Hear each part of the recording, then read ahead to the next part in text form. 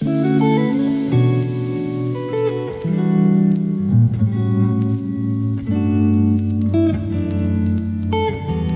up, y'all? Welcome to PNP PNP Podcast. And we back with another video. Yeah. Finally, well, we got more videos. We just gotta post them. Post them. Yeah, but we've been recording videos or a video. We Yeah. recorded a video. Yeah, but we just came back from a date and we like, why not record another video? We still gotta drop the last one, but Literally. But we yeah, couldn't find our intro because my intro. computer was reset. Yeah. But I just found the intro on my phone, so we will be releasing that last video, And which it's I think, already edited. yeah, it's All you gotta already do is edited. put the thing and then upload it. Yeah. So I think that's a super good episode. I think they all super good. That's why we're here. But Exactly. yeah, today the episode is, wait, what's the episode on again? Tough conversation. Tough conversations. Yes, having tough conversations. And Yep, I feel yep. like I think the last episode we recorded, we touched on that, Yeah. which is crazy that we're doing it now because that wasn't planned for us to do it after that first video.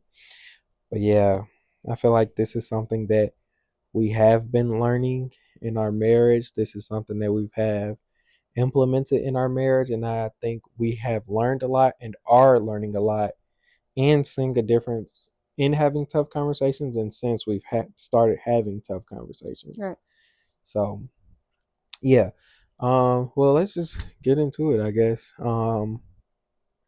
I would say first and foremost, I keep explaining this to her when she say like, oh, how can I love you better? Or what is something that you need from me? And I just always tell her, tell me the things that are uncomfortable. Tell me the things that you may be scared to tell me. Tell me the things that may not be easy to tell me. Tell me the things about myself that you know I may not like, you know? And I feel like that is the part of growing. And I just keep telling her, like, if you love me, you will tell me those hard things. If you love me, you will tell me the things that I'm not doing right or tell me the things that I may not want to hear because you care about our growth. And it's like I see a huge change in our marriage since we've had tough conversations. Mm. Like I see you growing in areas since I've been coming to you with tough conversations. I've seen differences in how we respond to each other since having tough conversations. And honestly, I can genuinely say I've even seen a difference in our intimacy. Now, intimacy is not just physical, but Right. intimacy is mental, physical, emotional, and spiritual. And I can honestly say I've seen a change in all of those areas since we've had tough conversations. Yeah. I definitely think that we have grown in our marriage because of having like tough conversations. Yeah. And it's like I can say honestly, I was horrible about that in the beginning. Like I genuinely was. Like Yeah. I feel like one second. Again, we recording at like 11 o'clock at All right. night per usual. Per usual. Yeah, literally. But it's like I feel like whenever we first got married or even before we got into marriage, we was dating and boy, our first like hard conversation, it was It horrible, y'all. went, yeah, it went all the way left. We still talk about it to this day, To this day. honestly. And it's like, honestly, it was a learning experience. And like now it's easier for us to have tough conversations because it's like we understand it's in our best interest Hmm. and just wanting each other to grow Yeah, and understanding that to grow you do have to have crucial conversations and yeah, stuff like that with your partner. Like, hey, I don't like what you're doing in this area. I want you to step up in this area. I don't think you should have did that. You yeah. know. It's because you care about them, you know.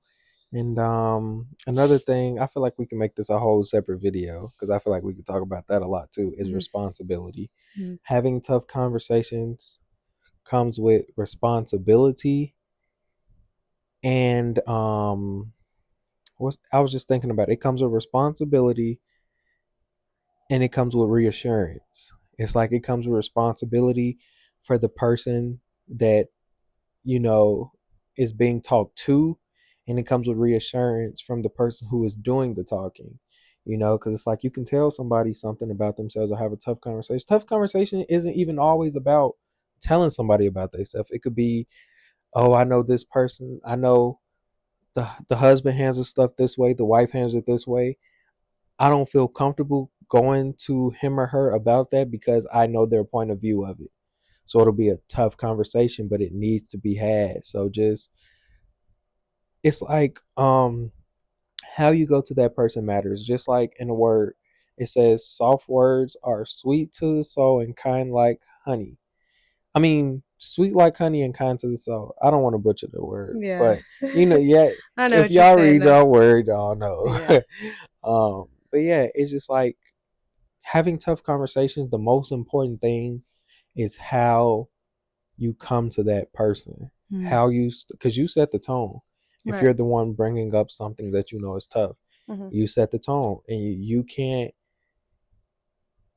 get upset. I'm not saying you can because you are entitled to your emotions, but it's just not fair to get upset with someone if you did not come to them in a way that was accepting. If you did not come to a way, especially if you already know it's a tough conversation. Mhm. Sometimes it's like you all will, it's a tough conversation and not everybody knows how to handle that. So sometimes you all will clash, but it's about getting through that tough conversation, and then that's where the reassurance comes in. And it's like, I'm not upset at you, I don't feel this way towards you. Just because you do something wrong, that does not make you the problem.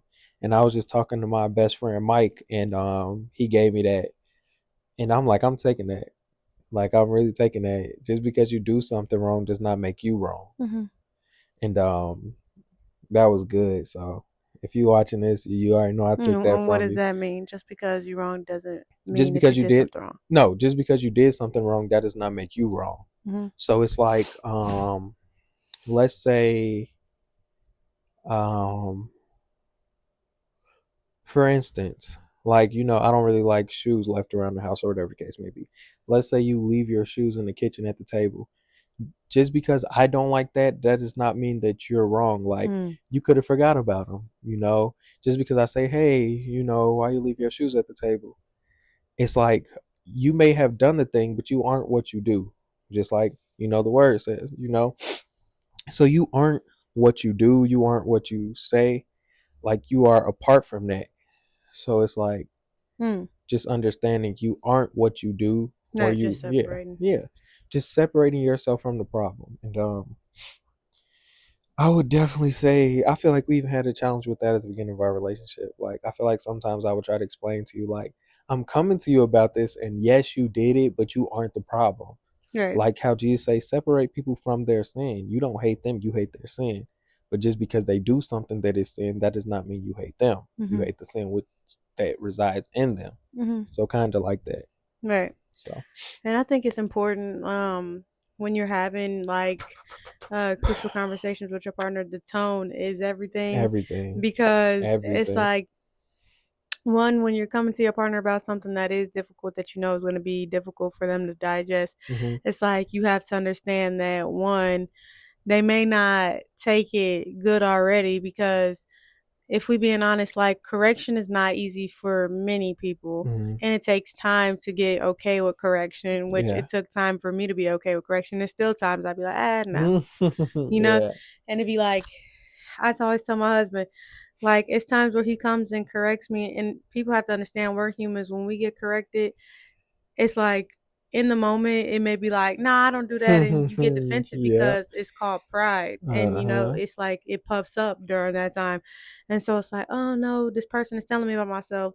And I don't know if it's true. It might be true. And then it's like, oh, now they calling me out. And it'd be like, you It's the know? vulnerability. Right. It's like it's vulnerable. It And to is. admit it makes you even more vulnerable to admit to your fault or your wrong, Right. you know. And so that's one thing my husband is learning as well. It's like when you come to your partner and you do say something to them about themselves or tell them like, hey, this is a behavior I've noticed and this is something that I want you to work on or change.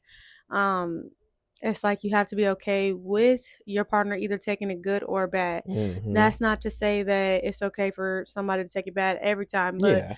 know that when you're bringing a conversation to your partner about something that they're doing that is something about them, they can take it bad, but at the end of the day, they'll circle around and then know, like, hey, I did do that. And, Yeah, we literally. I don't know if you want to talk about go that. We ahead. don't have to. Yeah. But yeah, it's like that does happen. And one thing I'm starting to learn is sometimes that's okay. It's Right. like you said, you're human. You're not perfect. Right. Well, in my eyes, you are. But Right. it's like as No, I'm not. Yeah. it's like as humans, we're not perfect. And it's like the other day we were having a conversation. And I was telling her about herself Mhm. and she was going against it like, no, that's not true. And then later on she came back, she was like, yeah, God convicted me on that and you just confirmed it, but I couldn't accept it in that moment Yeah. because of how you said it. Right. And And it was about the tone because it's yeah. like that's why I say tone is important because like if he was to come to me in a different way and more loving tone or Mhm. like hey but it's like when you hear that little attitude in that voice you be Yeah. like oh no Yeah. see I'm already wrong but now I'm not gonna be wrong in front of you because you want to sit up there and try to make me feel wrong, you know what I'm saying? But it's like Yeah. um I did know I was wrong in the situation because the thing is, before he even told me, guy had already convicted me myself on it, and Yeah. then it was like confirmation from him when he told me. But it was like he had a little attitude when he told me, and I was like, yeah, now since I'm not gonna admit it, since you want to sit there Yeah. and have an attitude about it, Literally. and then it's like later I'm just like, yeah, you're right, Literally. you know. And then I'm thinking like, dang, was I wrong? Like I said this to her. I was already like iffy about saying it to her. But it was a tough conversation that needed to be had. Mm-hmm, So I'm like, I'm gonna push my pride to the side. I'm gonna push my emotion to the side. This needs to be said. mm-hmm, So I'm gonna say it, but I do feel like I did say it out of frustration. mm-hmm, And you ain't admit to it in that moment. Then mm-hmm, you come back later that night talk about, yeah, earlier God convicted me on that. You was just confirming it, but I ain't like how you said it. So mm-hmm. you know. And I think tough conversations in marriage are very important. It's like at your job, you have to have crucial conversations with people on the clock if they're not doing certain things that they're supposed to be doing or Especially if you're a doing manager. exactly. And you have to do it and tell them like, hey, this is what needs to be done, and if it doesn't get done in this way, then there's consequences.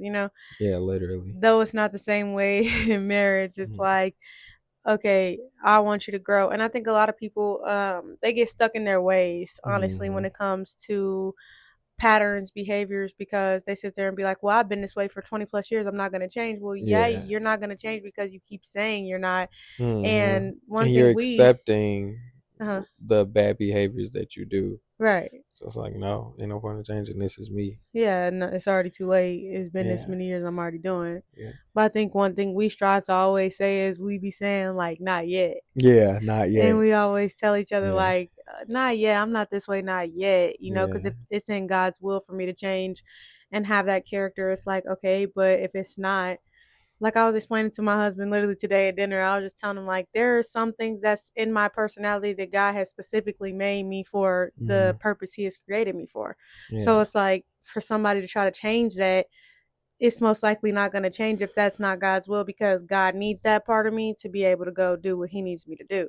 Yep. Now, it's different if God can do a work in you and, he uses your partner to, prune and prick those areas out of you, which is why, marriage is for holiness, not happiness. Mhm. Um, so when your partner is pointing these things out in you, it's literally God helping them to point the things out of you that are not holy Yeah. and that are not beneficial to you in your walk. And so it's important to listen. It's important to want to grow and change because I feel like a lot of people feel like, oh, this person ain't gonna change me, or I'm not Literally. gonna change for this person because they don't want me, they don't accept me as I am. Actually, it's bad if I accept you as you are because Mhm. that means I don't want you to grow. Literally. You know? And I would say that's one thing. I would say that's one thing that we've been talking about a lot. Like that, I feel like I've almost told you probably every day for like a week straight. Like if you love me, you'll tell me the things I'm doing wrong. Mm-hmm. If you love me, you'll tell me the things that you don't like about me. If you love me, you'll correct me.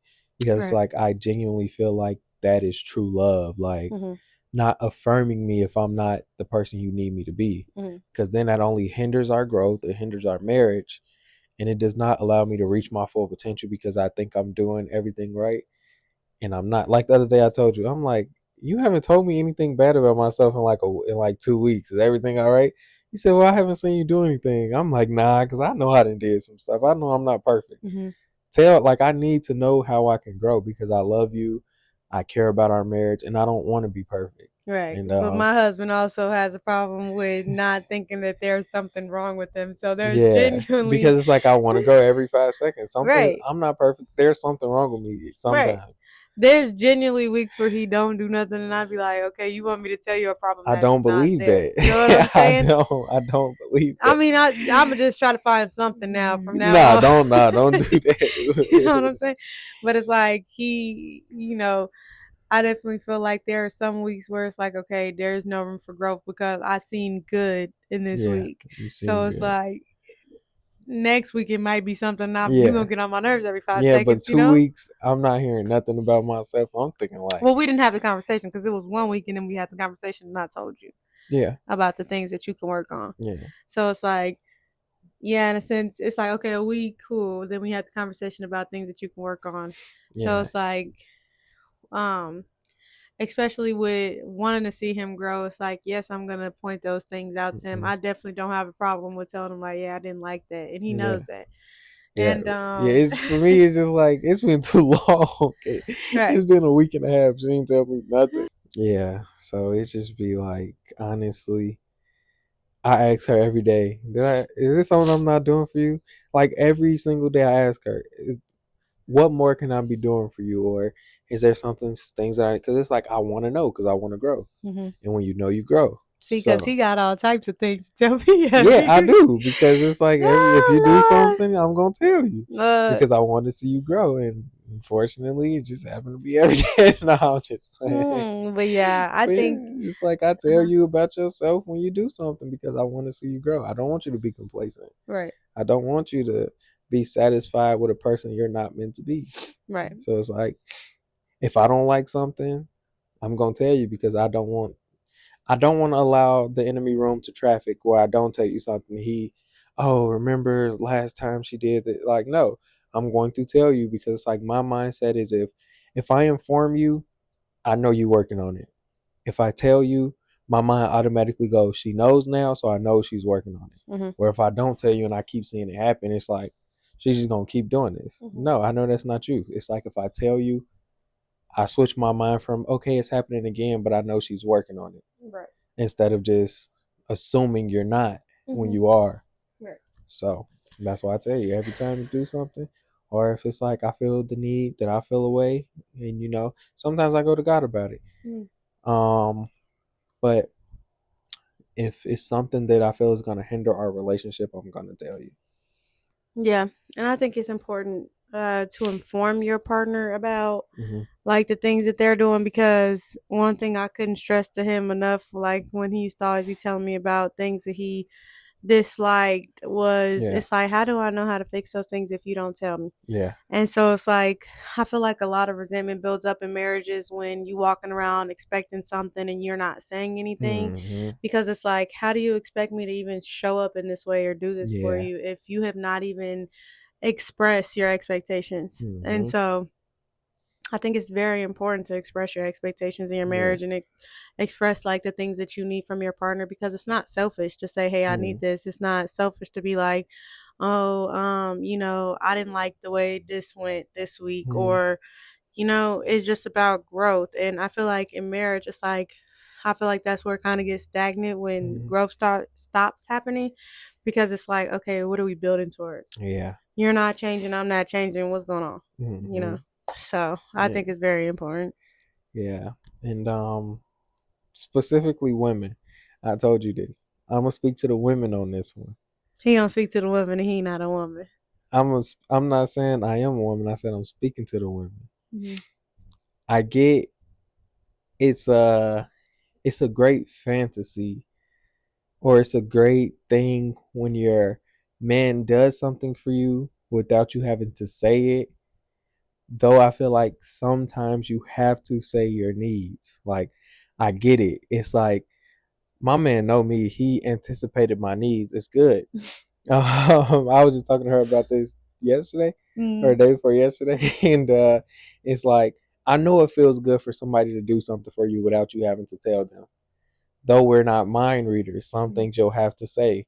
Some men don't have guidance. Like, you can't expect a man that don't know how to do something to do it without knowing what to do. So it's like, sometimes I get it. It'll be better if he just did it without you having to say nothing.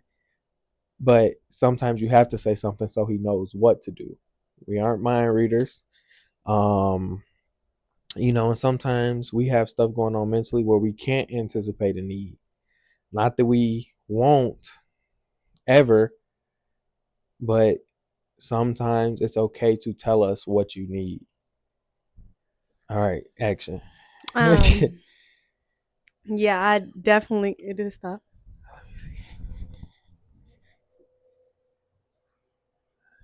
It stopped. No, I don't know why that cut off. Sorry Okay, about that. the But flashlight went off, but yeah, yeah. we're gonna keep going. You don't even gotta edit this out. It's okay. Okay. Oh, sorry. But I think yeah, it's a fantasy to be like, hey, I know my husband gonna know my every one need, and that's one thing I learned quick in marriage and just covenant and stuff like that. It's like to think that hey, my husband is gonna know my every need, every want, and it's like to be mad that he doesn't know your every need and every want. It's like that's selfish, because one, nobody's a mind reader but God.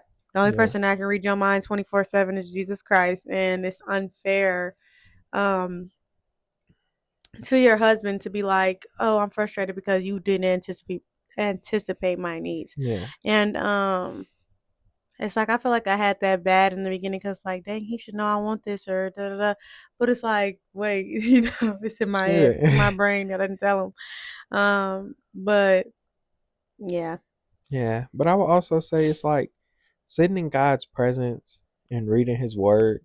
It's like sometimes I can anticipate your needs. Is this off? No, it's on. not so. It's like sitting in God's presence. Sometimes it will be like, you will hear that voice. It's like, do this, and Mm-hmm. then I would do it, and then I see your face. I'm like, thank you, God. Thank you, Holy Spirit. So it's like, not saying that it's not possible, because it can be done. I've seen it done in our marriage where it's like God will tell me to do something. Like the other day, not the other day. This was like a week ago, Mm-hmm. 2 weeks ago. It's like when I got you flowers. It's like I came in with the flowers and I just seen your face. It's like, because I know you like flowers, and it's just small things like that. Like, you don't gotta go surprise her with no Mercedes Benz and all of that stuff, but it's just like small things like, Yeah. oh, okay, she come home from work, or if she works or whatever, just rub her feet a little bit, Mm-hmm. or it's just like small things like that. Like, okay, she coming home, or she don't. It's like sometimes I feel like women can be indirect but direct at the same time. Like, my wife says, "Oh, I'm thirsty." She's not gonna say, "Hey, can you get up and give me some water?" But I'll get her water, because it's like, and sometimes I'll be like, "Bro, why you don't just," in my head, I'm like, why she don't just ask me for water?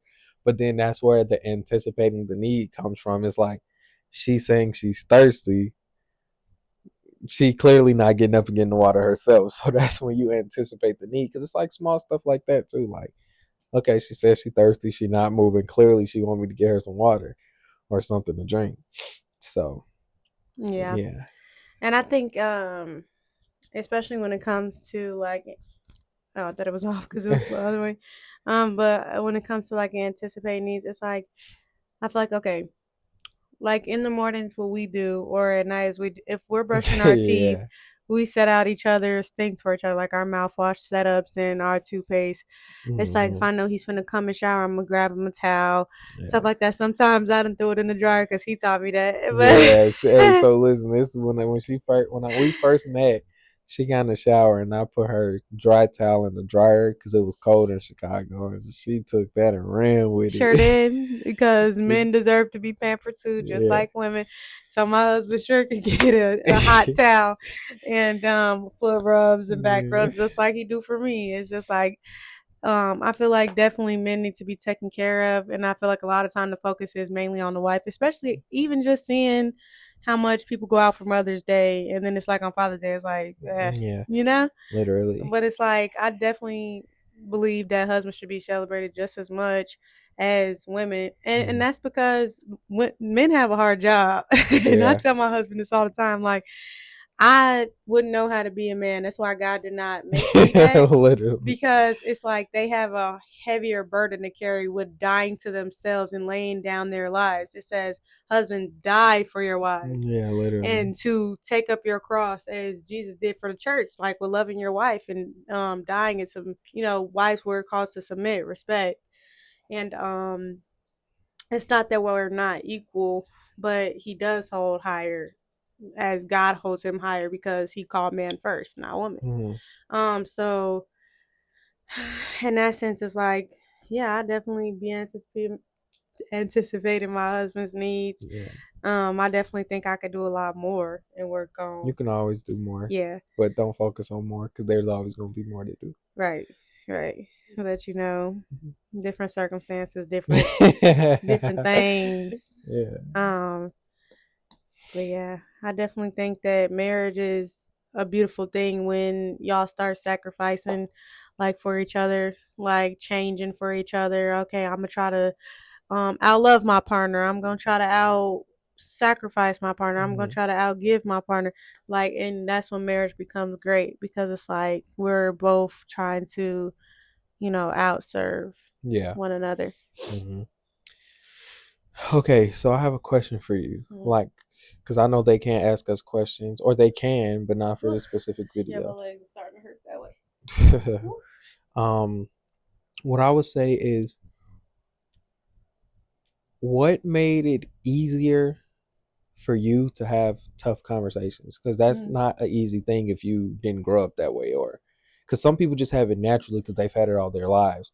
Some Yeah, people never really had tough conversations, so it's like, what's this? yeah. So it's like, for Go ahead. you.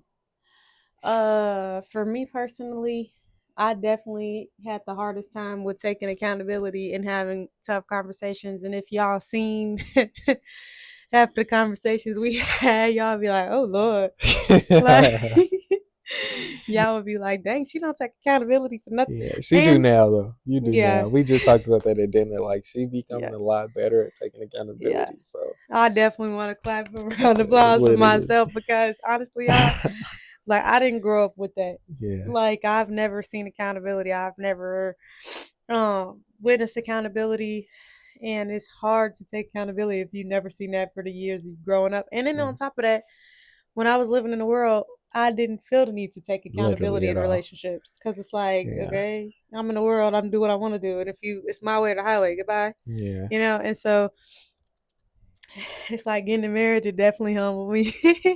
But I would say the thing that made me be able to have tough conversations and take accountability, it's literally God. Yeah. Like, I can't even take credit for it, because I honestly think that I could not do it without the power of the Holy Spirit. Like, Amen. genuinely, like, seeking God and asking him to change my heart and like help me to do that, because it's like, one, I didn't grow up with that. I didn't have the keys to that. Yeah. And so it's like, okay, I seen how it's hurting my husband, and it's like, I don't want to keep hurting my husband. So Hmm. one, I'm gonna go talk to the Father. Like, okay, Father, give me what my husband needs from me, the best of the ability that I can do for him. Because God is sufficient for him alone. But it's also like, okay, my husband has me as a wife for a reason. Hmm. And so when I was going to God, it's just a prayer, like, God, help me to be what he needs for me. And so I think, like, just spending more time with God, and like I was telling him at the table today, was cutting out social media. Yeah, we haven't been on social media Yeah, in almost a month, yeah. probably.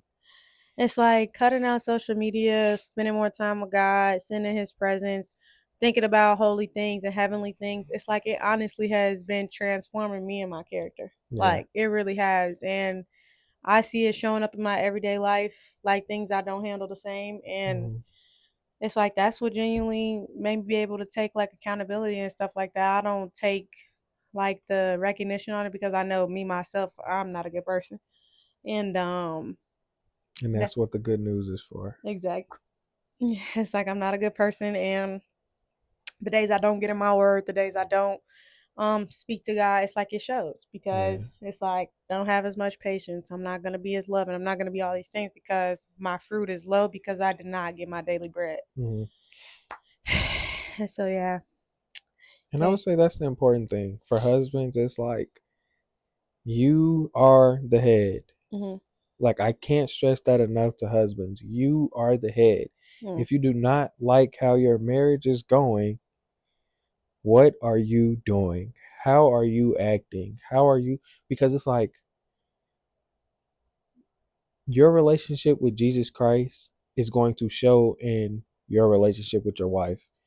Because it's like this, you surrender to the Father and your wife submits to you.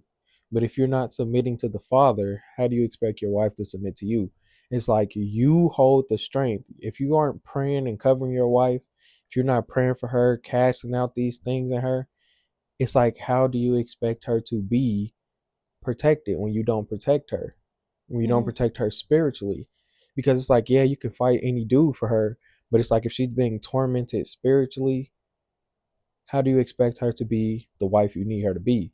And Mhm. that's your job as a husband to cover your wife in prayer, to protect her and plead the blood of Jesus over her and encamp angels around her from sun up to sundown, because the battle is not with flesh and blood, Mhm. you know? So it's like, what are you doing to protect her? What are Yeah. you doing to protect your house? Mhm. So, And also, it's like as for wives, it's like yes, it is harder to submit to a husband that is not submitting to the father because like I explained to anybody that has a husband that does not submit to God, it's yeah. very hard to submit to him because he does not have any morals or principles, and Yeah. I hate to see it. I really do. Like that's one of my biggest things Yeah. that God is working on me with that. Mm. But it's like when I see that and I just explain to them like, hey, you made a decision on who you married. This person does not submit to the father, so they do not have a holy fear or a reverence for God. So what is there to fear? Hmm. They don't fear cheating on their wives because they don't submit to the father. They Yeah. don't fear being disrespectful to their wives because they don't submit to the father, and they would know that wives are the weaker link as it says in the word. So the way you deal harshly with your wife, God is going to deal with you. Hmm. And so it's like that's why a lot of marriages are going the way that they go because there's no reverence, there's no fear of the Lord. And I explain this to every single person that is in marriage. Your husband, you want to submit to a godly man. I explain Yeah. to anybody that's trying to get in marriage and they come to me like, hey, like, how's your marriage? Like, how did you find your husband? And I let them know I submit to a man who is godly, who fears the Lord, first of all. So it's going to be easier for me to submit to Yeah, him literally. because it's like he has a holy fear and the reverence of God. Not to say that like he does not make mistakes, that he is not sometimes, rude or Arrogant or yeah, or prideful prideful, or but disobedient or exactly. And yeah. that's where the word comes in because it's like as wives, regardless of what you feel, the word says submit. Period. It says to respect your husband, period. It's no, oh, if your husband is leading the right way, then respect him and love. Like, no. It's like you have to respect, love, and move in a way that is Christ like because wives can turn around their households. Hmm. And if your husband isn't a believer or he's on the fence and stuff like that, the way that you model your life and the way that you walk out your life and the way you respond to him and the way you submit to him and the way you respect him, even though he's not a man that's worth Hmm. submitting to, it's like, but you're married and you follow God's word, Yeah, you can turn your household around. Period. literally. And It's in then the I will word. I will also say it's like one thing that I'm having patience with myself, and again, I was just talking to my best friend Mike about this, and because he's married as well, and we both 23. And it was just like I was just telling him like, man, sometimes I don't get things right, and he was like, you got to give yourself a pat on the back because you're 23, you're married, nobody above you is married. You don't have any married friends. You don't have godly counsel that was in your life that could teach you the things that you needed to know. So everything that you know now, you knew because you've learned it on your own. It's like there's so many more things you don't know because you don't have anyone teaching you how to be a great husband. So it's like as women, we have to be not. Oh, we. I'm not a woman. As women, you have to be patient with your husband if he does not have godly counsel, Mhm. because now he's trying to figure things out on his own, and it's like tell a homeless man go make $1 million. It's gonna be like they don't know where to start. Mhm. Tell a regular person go make $1 million. It's like you don't have nobody teaching you how to make $1 million. It's like it's not as easy. It's not saying that he can't get it right, but have grace for him if he does not have, especially if he doesn't even have male friends. It's like if it's just him by himself, be gracious to him because he's trying to figure all of this out on his own. Mhm. So Definitely. I definitely think you should take time and realize, okay, what is my husband's background? What did he come from? How was he raised? Because in marriage, if you haven't been in your marriage or relationship long enough, you start to realize this is two different people, two different backgrounds, two different personalities, two yeah, different everything. yeah, And so it's like when you take a look, it's like, okay, he may not be good in this area, but it's like I can work with this. yeah, This can change. yeah. And I would say it's the same thing with husbands. Like if your wife does not have that counsel, have grace for her. Okay, she may not make your plate for dinner. Nobody ever taught her that, you know. So it's like you have to have grace for her. Okay, no, she don't submit to you the way she needs to, but she also had a single mom, or she was raised by a father who didn't care about her, and it's like, okay, where would she know that from? So Hmm. it's like you also have to be patient on her and understanding, like you said, understanding a person's background, how they grew up, the people they had around them, the people that they have around them right now.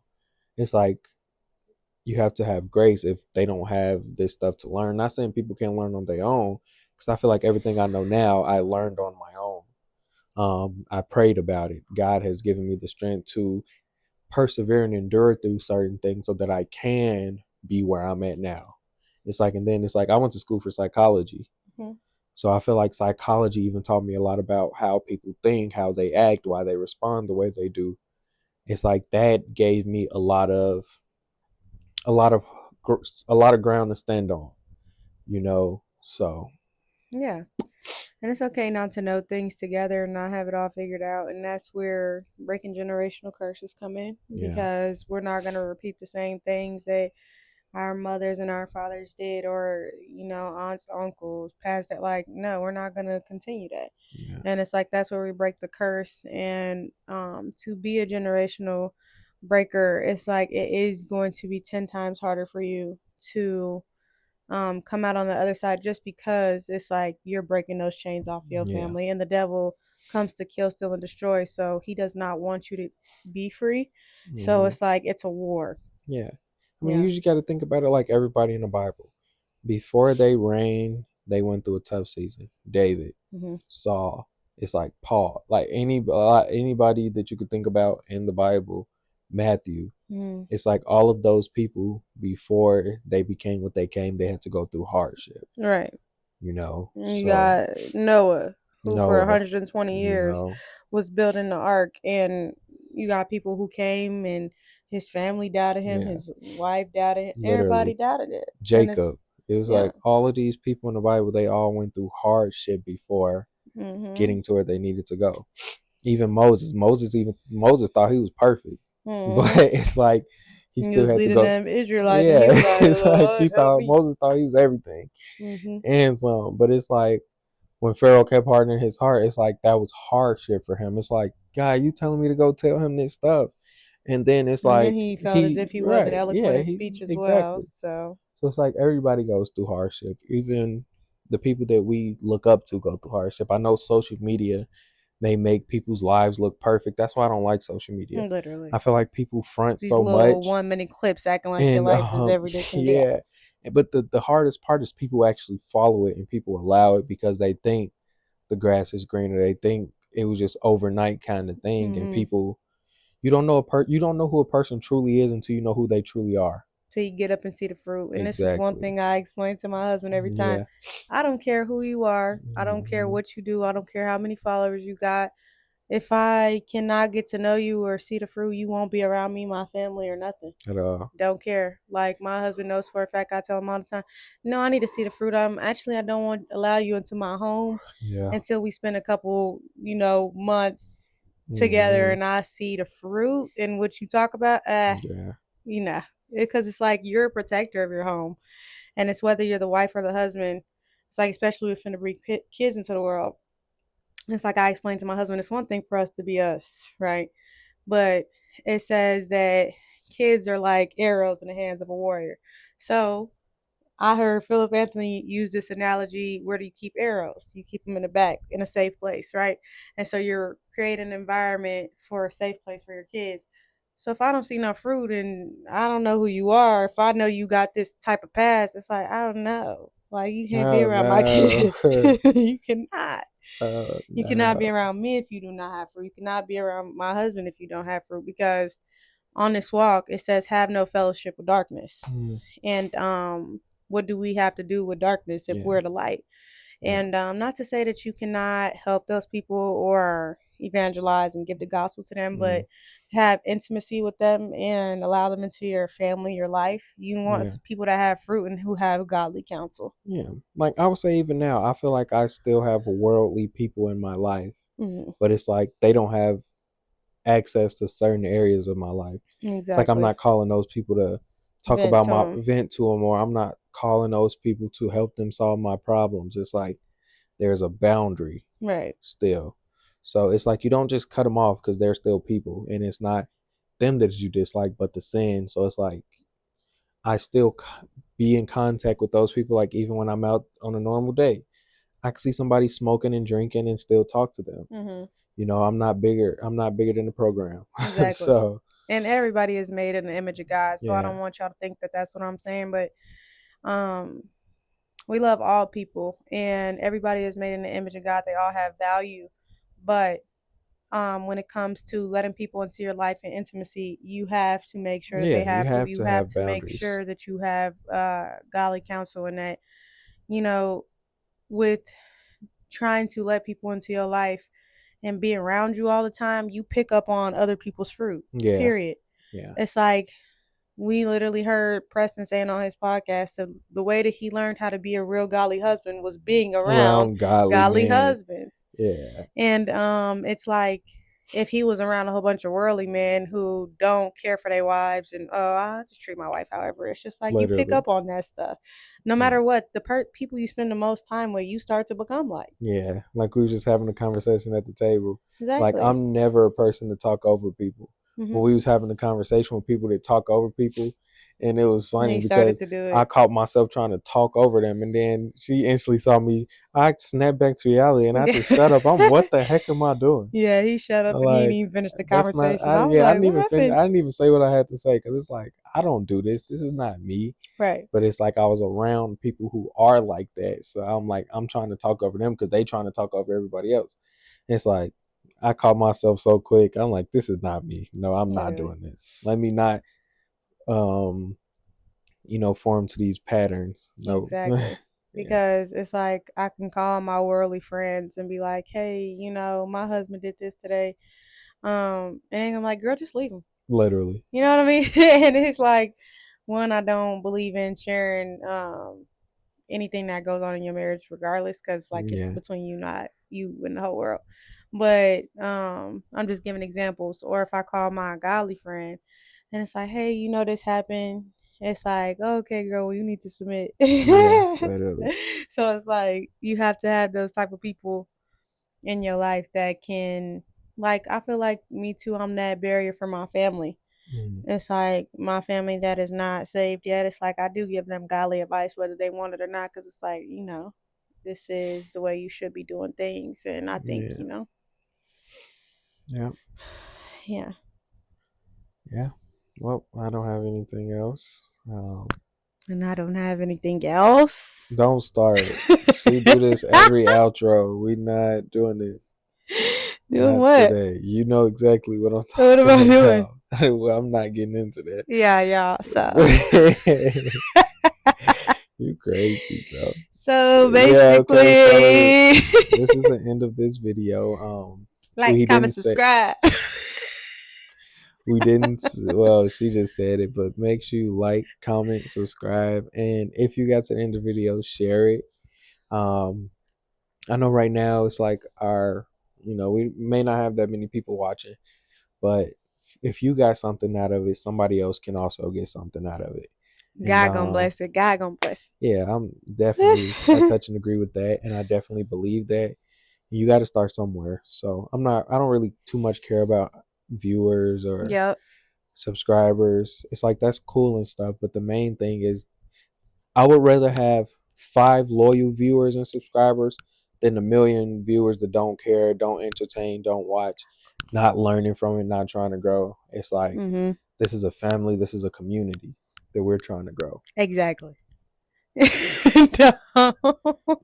This is not just Yeah. to it's not just to make money or We just ain't trying to to make no money. glorify Hmm. ourselves. Like this is all right. That's the end of No, this no, no. We're not shit. trying to make no money, right?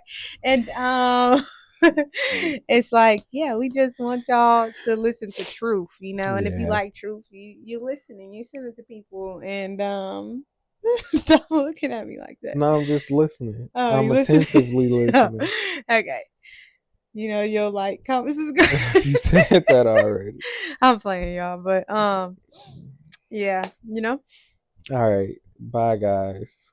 We'll see you all in the next episode.